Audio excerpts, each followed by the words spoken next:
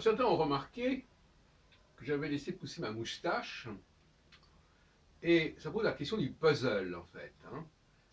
C'est-à-dire que la question était de savoir si ça manquait au visage.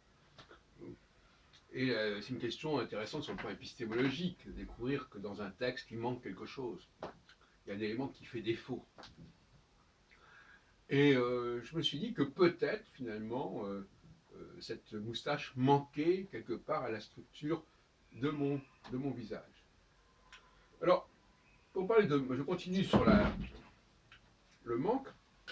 Je discutais tout à l'heure avec une chercheuse tout à fait intéressante qui s'appelle Brigitte Darx et qui m'a signalé que Ish et Isha n'étaient pas liés, en fait. C'était un rapprochement discutable parce que, d'après elle, dans la Bible, dans la Genèse, Isha comporte un point. Le shin de Isha comporte un point, un dagesh.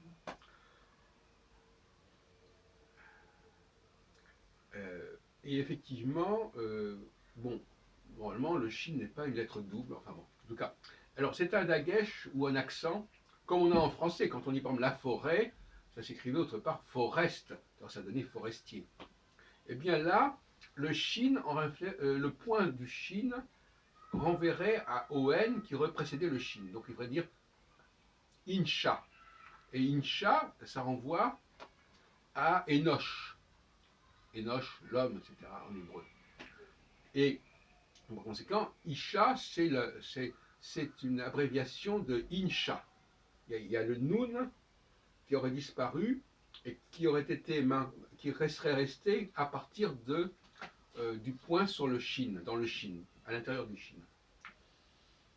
Alors après, on a discuté d'autres problèmes de code, et je lui ai dit que, par exemple, je crois que j'en ai déjà parlé dans d'autres vidéos, que Henri III, il fallait prononcer Henri IIIe parce qu'en fait, il y avait un point après le 3. Que ce soit un 3 en chiffre romain, un 3 en chiffre, voilà, en chiffre arabe, il y a un point, et on a oublié que ce point renvoyait, pesait du chiffre cardinal un chiffre ordinal.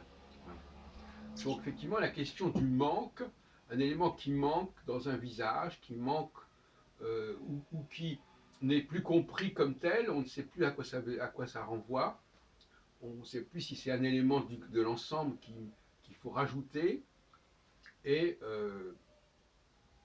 c'est très important de se demander s'il n'y a pas des choses qui ont disparu.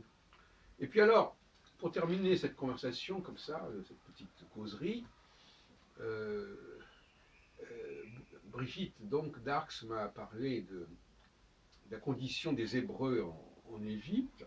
Et alors, effectivement, je crois que déjà dès cette époque, les étrangers étaient utilisés par la société pour des tâches qui étaient considérées comme non dégradantes, ou en tout cas qui n'étaient pas faites pour le peuple central, si vous voulez.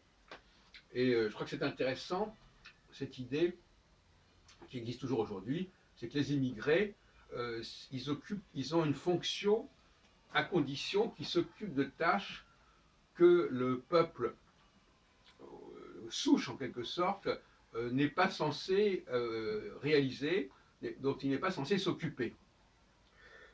Et moi, j'ai dit dans mon modèle aussi que, parce que c'est intéressant, parce que c'est une information qui manquait. On dit les immigrés, mais pourquoi faire? De toute façon, on sait très bien qu'on les immigrés d'Afrique du Nord, on les a fait venir pour des travaux de construction, de bâtiments, etc.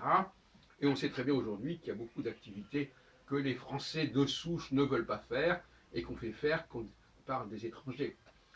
De la même façon d'ailleurs qu'au plus haut niveau, alors pas en bas mais en haut, eh bien c'est la même chose.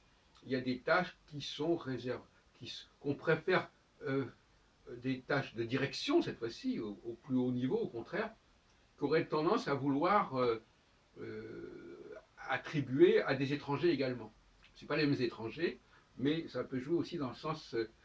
Être étranger, ça permet. On n'est jamais dans la moyenne en tant qu'étranger. Soit on est au-dessus, soit on est au-dessous.